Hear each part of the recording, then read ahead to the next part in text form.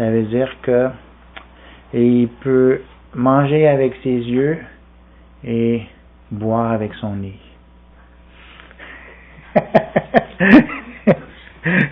C'est une belle image, hein? Jiva Goswami, quand il explique ce verset-là, il dit que normalement on protège avec notre main, on peut protéger avec notre main et on peut voir avec nos yeux, mais Govinda peut faire le contraire.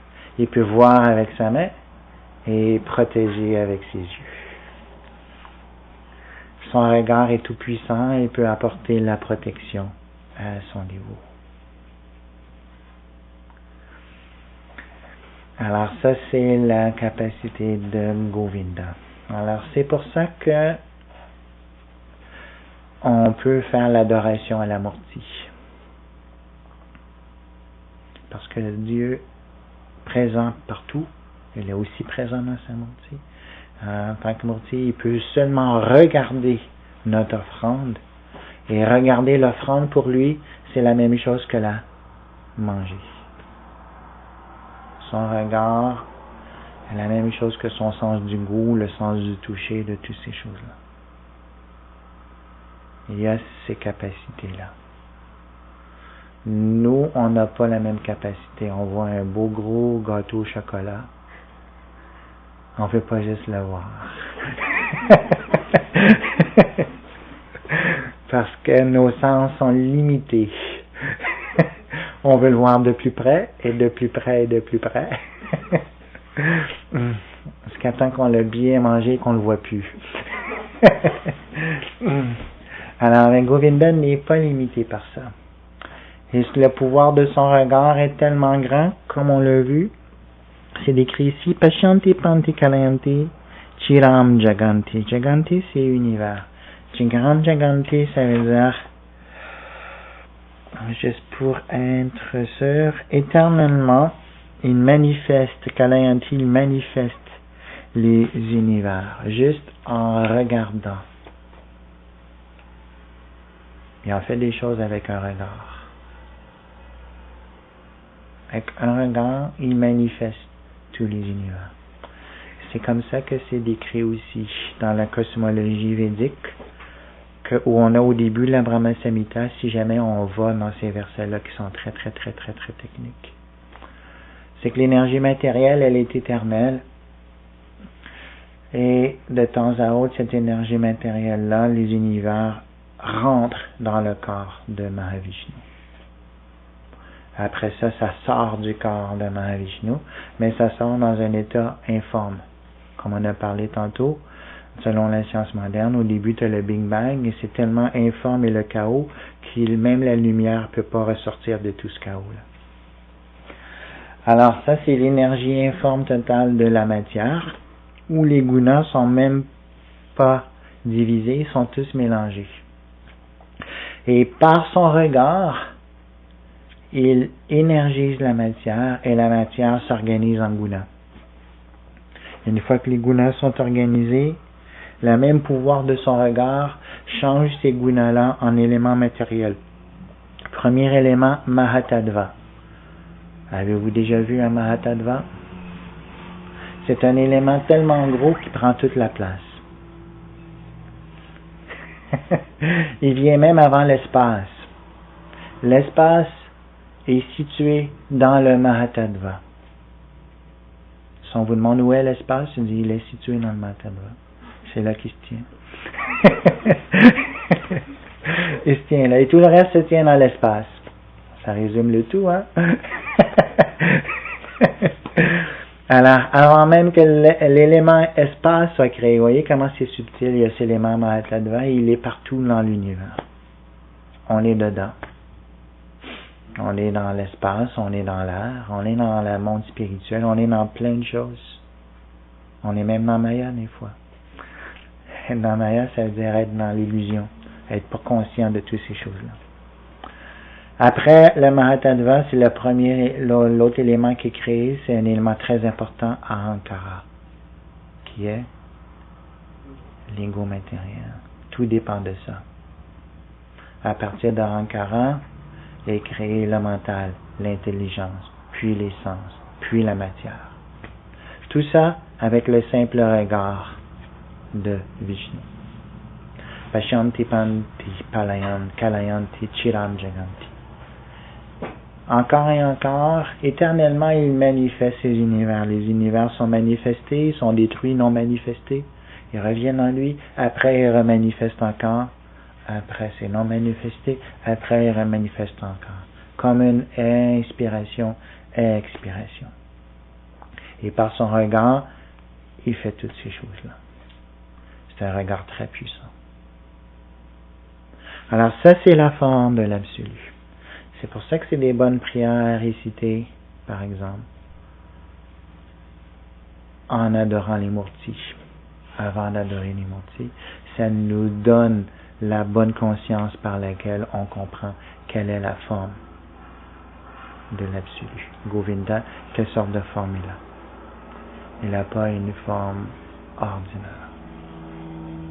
Alors avec cette forme-là extraordinaire, il va faire ces activités extraordinaires qu'on a vues dans le verset d'avant. Alola Chandrakala Sadvalyama aussi. Si on prend juste le verset d'avant, ils disent Krishna et Radharani, ils s'amusent sur la balançoire. Ça a l'air enfantin. Ça a l'air des petites histoires des pays d'en haut. Mais quand on comprend que cette forme-là qui est assise sur la balançoire a ce pouvoir-là, qu'un seul regard elle manifeste tous les univers, et c'est quelque chose de vraiment très secondaire.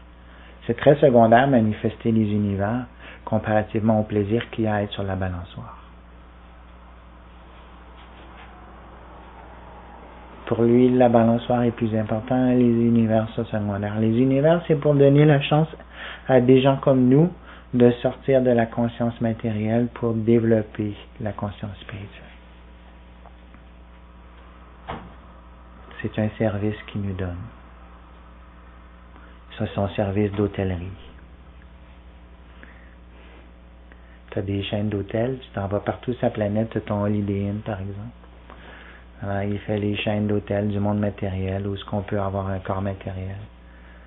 Et faire toutes sortes d'activités pour peu à peu développer le désir d'avoir la conscience spirituelle. Alors avec son corps spirituel comme ça, il va faire ses activités spirituelles.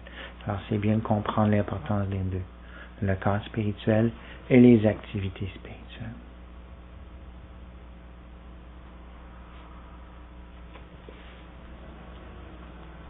Alors, pour revenir sur le karma, imaginons-nous la situation suivante, qu'une personne a son travail et puis il a peur de perdre son travail. La perte du travail est non manifestée. Mais cette peur-là, elle est manifestée. La perte du travail est une souffrance et la peur de la perte du travail est aussi une autre souffrance. Mais là, la perte du travail n'est pas encore arrivée. Alors, est-ce que ça signifierait que dans une situation, il peut y avoir divers types de manifestations de karma? Telle est une question qu'on peut se poser. Alors, on a parlé tantôt des graines. Combien y a-t-il de graines dans un pouce carré? Combien y a-t-il de karma dans le cœur d'une personne? Et combien y a-t-il de karma se manifestant dans une situation? 1 ou 2? Ou 3? Dans chaque situation, il y a énormément de karma qui se manifeste. Les lois du karma sont aussi mystérieuses que Dieu. Il se passe tellement de choses. Dans une activité, il y a toujours plein de causes. La science moderne, c'était souvent au début, ils croyaient que pour une action, il devait avoir une cause. Très simple, linéaire. Peu à peu, ils sont aperçus qu'il y avait toujours des centaines et même des milliers de forces. Et que tu ne pouvais jamais tout calculer. Les différentes forces qui sont en cause lorsqu'il se passe quelque chose. Une des façons pourquoi on est très mal pris, c'est qu'on ne sait pas encore toutes ces forces-là, c'est quoi. Parce que la science moderne découvre des nouvelles forces, encore et encore. Est-ce que vous connaissiez la force électromagnétique faible il y a 300 ans? Mais vous la connaissez peut-être même pas aujourd'hui. Mais c'est un des bosons. Les bosons, c'est des forces d'énergie. Alors, ils découvrent toujours des nouveaux bosons, des nouvelles forces d'énergie. On a le rayon X, le rayon laser, mais ils ont découvert, il y a quelques années, le rayon cosmique. Il n'y a pas de gun de rayon cosmique encore. Parce qu'un rayon cosmique, d'après leur découverte, est tellement rare que ça peut passer, il peut en passer une fois par tous les 1000 ans ou quelque chose comme ça. C'est quelque chose de très rare et c'est peut-être même une entité virtuelle. Alors, c'est très difficile de cerner qu'est-ce qui se passe vraiment dans les forces de la nature. Alors, c'est encore plus difficile de cerner qu'est-ce qui se passe dans notre karma. Quel karma a fait que j'ai mon nerf sciatique? C'est un ensemble de toutes sortes de karma. Et là, à chaque circonstance, il y a une sorte de karma qui agissent en même temps. Alors, c'est comme un nœud gordien. Avez-vous déjà vu un nœud gordien? Il était une fois, dans un pays très ancien, dans la Perse, il y avait un nœud, un gigantesque nœud, et puis c'était dit que celui qui peut défaire ce nœud sera digne de régner. Alexandre le Grand est arrivé dans ce pays-là, il a pris son épée et a tranché le nœud. Il dit, voilà, je règne. Alors, au lieu d'essayer de défaire les nœuds du karma, il faut trancher le karma en fixant notre mental sur l'absolu, en s'établissant dans la connaissance transcendantale, en s'établissant dans l'amour. Pranaya Keli Kala Vilasam. Vilasam, c'est être établi. Être établi dans l'art des jeux d'amour. On n'a pas besoin d'attendre, on peut le faire dès maintenant. On a dès maintenant la chance de pouvoir faire des activités qui sont des manifestations d'amour envers l'absolu. Et hors de ces manifestations d'amour-là, tout le reste est souffrance, comme le dit notre ami Rumi. On a la chance de pouvoir le faire, il faut saisir notre chance.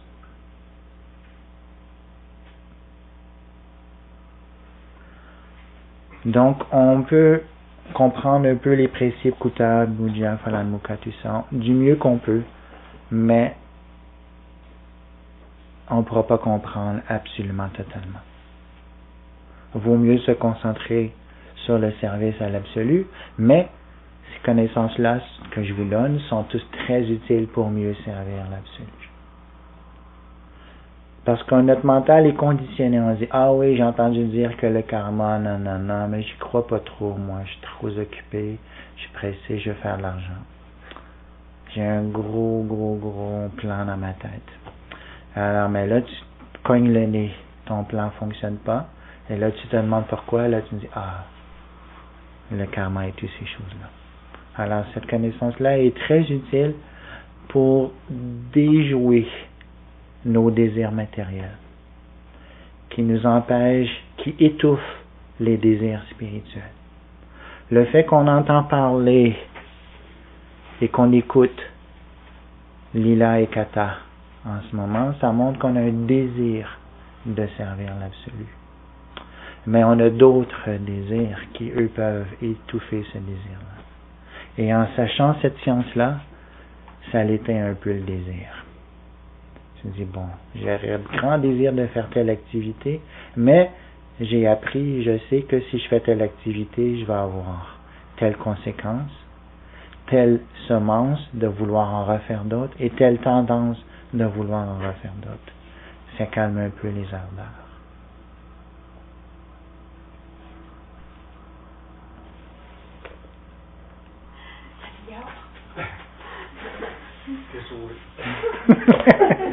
Pas besoin de répéter. lorsqu'on fait l'offrande à la Murti, est-ce que c'est la nourriture qui est mangée à travers les yeux ou est-ce que c'est notre niveau de conscience, la pureté de notre conscience qui nourrit la Murti? Est-ce qu'il a besoin d'être nourri?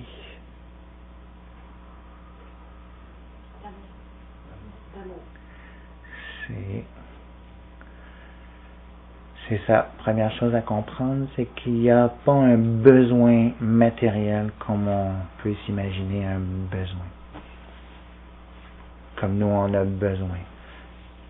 Le corps a absolument besoin de subsistance, de nourriture pour subsister. Ça, c'est un besoin du corps. Mais quand on s'identifie à son corps, on dit « j'ai besoin de nourriture ». Vous voyez la subtilité? Le corps en a besoin, on s'identifie au corps, on dit « j'ai besoin de nourriture ». Mais est-ce que Govinda s'identifie à son corps matériel? Donc il ne pense pas de la même façon lorsqu'on lui apporte la nourriture. La façon qu'il pense, c'est que il voit l'amour qui lui est offert et c'est ça qu'il accepte avant toute chose.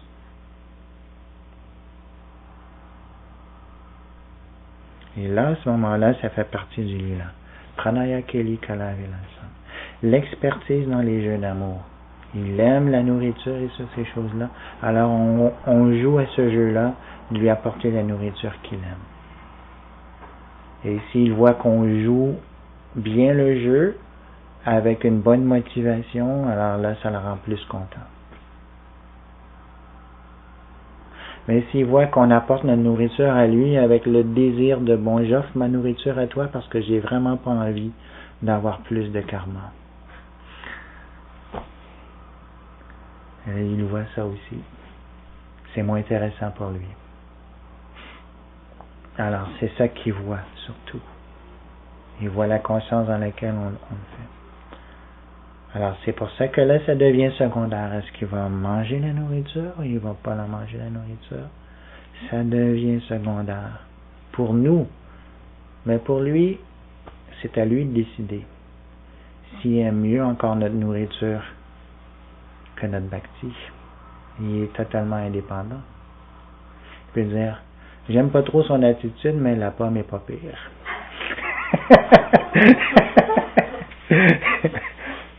C'est ça de prix pour nous autres au moins. Mais si on n'a pas la bonne attitude, il y a des chances de ne pas vouloir la pomme. Dans le Mahabharata, il y a un épisode où ce que Krishna il va faire un de ses nombreux essais pour essayer d'empêcher la guerre. Il s'en va à la ville de Hastinapur pour conseiller à Duryodhana de ne pas faire la guerre avant que la Bhagavad Gita se fasse sur le champ de bataille. Krishna a fait le mieux qu'il peut. Alors il est allé là-bas à Hastinapur et il a même montré sa forme universelle à Duryodhana pour lui montrer qu'il n'était pas n'importe qui. Mais Duryodhana était tellement dans son ego qu'il voulait absolument exterminer les Pandavas pour pouvoir régner qu'il n'a rien voulu savoir. C'était sa conscience. Alors il s'est dit, je vais quand même essayer de gagner Krishna, d'acheter Krishna. Et il avait fait un gros festin en l'honneur de Krishna. Avec tous les fonds du royaume. Et Krishna n'a même pas été au festin. Il n'a même pas voulu. Au lieu de ça, il est allé chez son ami Vidura, qui était l'oncle de Duryodhana, que Vidura qui est un grand sage aussi. Et Vidura aussi avait dit à Duryodhana, ne fais jamais la guerre. C'est pas bon de faire la guerre aux Pandavas, ils sont invincibles, et en plus ils ont Krishna de leur côté, t'es sûr de perdre. Alors Vidura est un grand dévot, un ami de Krishna, et Krishna est arrivé là sans même se faire inviter. Il était invité à un grand festin en son honneur, il n'y a pas été. Au lieu de ça, il est arrivé chez Vidura non invité. Et là, la femme de Vidura était tellement énervée Parce qu'il n'y avait rien de prêt. Fait que là, il n'y avait absolument rien de prêt, rien. Fait que là, il y avait juste une banane qui était là. Alors, elle a dit, au moins, je vais lui offrir une banane. Elle a dit, au moins, je vais l'éplucher. Puis là, elle épluche la banane pour donner la banane, mais elle était tellement énervée qu'elle a donné l'épluchure au lieu de la banane.